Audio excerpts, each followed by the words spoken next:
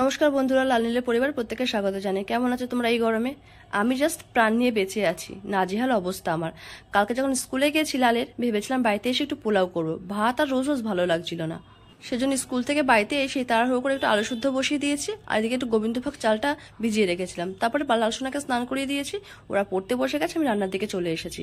প্রথমে কড়াইতে একটু তেল দিয়ে জিরে, তেজপাতা আর শুকনো লঙ্কা দিয়ে একটু 2 মিনিট নেড়ে চেড়ে নিয়েছি। তার মধ্যে দিয়ে দিয়েছি কাজু বাদাম, কিশমিশ আর কাঁচা লঙ্কা, চিড়ে রাখা কাঁচা লঙ্কা।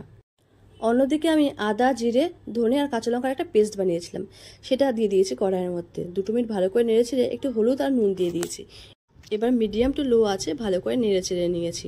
মশলাটা যখন পুরো ভাজা ভাজা হয়ে যাবে তখন দিয়ে দিতে হবে ওর মধ্যে ভিজিয়ে রাখা চালগুলো। সেটা তোমাদের মেজারমেন্টটা অবশ্যই আগের থেকে মেপে নিতে হবে। যদি 2 বাটি চাল হয় তবে 4 বাটি জল যাবে, যদি 1 বাটি চাল হয় তাহলে 2 বাটি জল যাবে। সেই জন্য যখন আমি চালটা নিয়েছিলাম জলটা আমি সাইডে আগের থেকে মেপেই রেখে দিয়েছি। আমি এখানে 1.5 বাটি মতো চাল ব্যবহার করেছি। একটা কথা মনে রাখতে হবে, ঠিক সুজির মতো চাল বা সুজি যতটা পরিমাণে ভাজবে ঠিক ততটা পরিমাণেই ঝুরঝুরে হবে। মিডিয়াম টু লো আছে আমি চালগুলোকে মশলা সমেত 5 মিনিট মতো ভালো করে নেড়েচেড়ে নিয়ে তারপর জলটা দিয়েছি। এবার 5 মিনিট হাই ফ্লেম, তারপরে 5 মিনিট লো ফ্লেম, তারপর 5 মিনিট ঢেকে রাখা, ব্যাস এটুকুই, আর কিচ্ছু না। মা এটা বুঝতে পারলে না তো? হাই ফ্লেমে 5 মিনিট রাখতে হবে, তারপরে দিতে হবে সামান্য চিনি, তারপরে 5 মিনিট পর দিতে হবে সামান্য গরম মশলা, ব্যাস রেডি হয়ে গেছে পোলাও। কিন্তু নামানোর পরে অবশ্যই ঢেকে রাখতে হবে। অন্যদিকে চলে গেছি আলুর দমে। আলুর দমের জন্য সেম ইনগ্রিডিয়েন্টস। তো আমি এখানে আদা, কাঁচা লঙ্কা, জিরে ভালো করে বেটে রেখেছিলাম। সেটা একটুখানি কড়াইতে তেল দেওয়ার পরে জিরে আর তেজপাতা ফোড়ন দিয়ে মশলাটা দিয়ে ভালো করে নাড়াচাড়া শুরু করে দিয়েছি। এর মধ্যে আমার তো আলু সেদ্ধ আগের থেকেই করা ছিল। এবার সেই আলুটা কড়াইয়ের মধ্যে দিয়ে মিটি আছে ভালো করে নেড়েছি। যত ভালো করে নাড়াচাড়া হবে মশলাটা তত বেশি আলুর মধ্যে ঢুকবে। এর মধ্যে দিয়ে দিয়েছি সামান্য আমি কাশ্মীরি লাল লঙ্কা, কারণ আমি কাঁচা লঙ্কা ইউজ করেছি। তো রেড চিলি যদি আমি দিই ভীষণ ঝাল হয়ে যাবে, বাচ্চাটা খেতে পারবে না। অন্যদিকে আমি সামান্য কাজু, পোস্ত আর কাঁচা লঙ্কা আর কিশমিশ দিয়ে একটা পেস্ট করে রেখেছিলাম।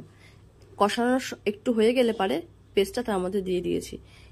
সামান্য জল ওর মধ্যে অটোমেটিক রয়েছে, তো জল এক্সট্রা এখন আর দেবো না। কিন্তু পোস্তটাকে ভালো করে কষবো যতক্ষণ না তার জলটা শুকিয়ে যায়। জলটা শুকিয়ে গেলে তার মধ্যে দিয়ে দেবো 1 থেকে 1.5 কাপ মতো জল।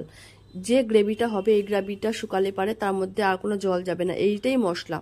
পোস্ত আলুর দম করছে আমি, পুরো শুকনো শুকনোই হবে, কারণ পোস্ত জিনিসটা ঝোল ঝোল ভালো লাগে না। 5 থেকে 7 মিনিট ফোটার পরে সামান্য গরম মশলা দিয়ে নামিয়ে দিন, রেডি। খাবারকে কখনো অপেক্ষা করাতে নেই, আর বিশেষ করে এরকম খাবার যদি সামনে পাওয়া যায় দুপুরবেলা, অপেক্ষা করার মানেই হয় না। তো গরম গরম আমরা সবাই খেতে বসে গেছি, স্নান তোমাদের আগের থেকে হয়ে গেছিল। দুর্দান্ত হয়েছে টেস্ট, আর আমার এমনিও বহুত দিন ধরে খেতে ইচ্ছা করছিল। যে জিনিস খেতে ইচ্ছা করে সেই জিনিস মনের সামনে পেলে পরে এমনি টেস্ট দ্বিগুণ হয়ে যায়। তো বন্ধুরা, স্কুল থেকে এসে সারাদিনের ক্লান্তি পরে ভিডিওর ভয়েসটা দিয়েছি। আমার কথাগুলো হয়তো শুনতে একটু অকওয়ার্ড লাগবে, কারণ আমার গলা পুরো বসে গেছে গরমের জন্য, তাই একটুখানি মানিয়ে গুছিয়ে নিও। আর ভিডিওগুলো ভালো লাগলে লাইক কমেন্ট করে দিও। আলুর দমের রেসিপিটা বাড়িতে একবার অবশ্যই ট্রাই করো, আর পরে আমাকে জানিও।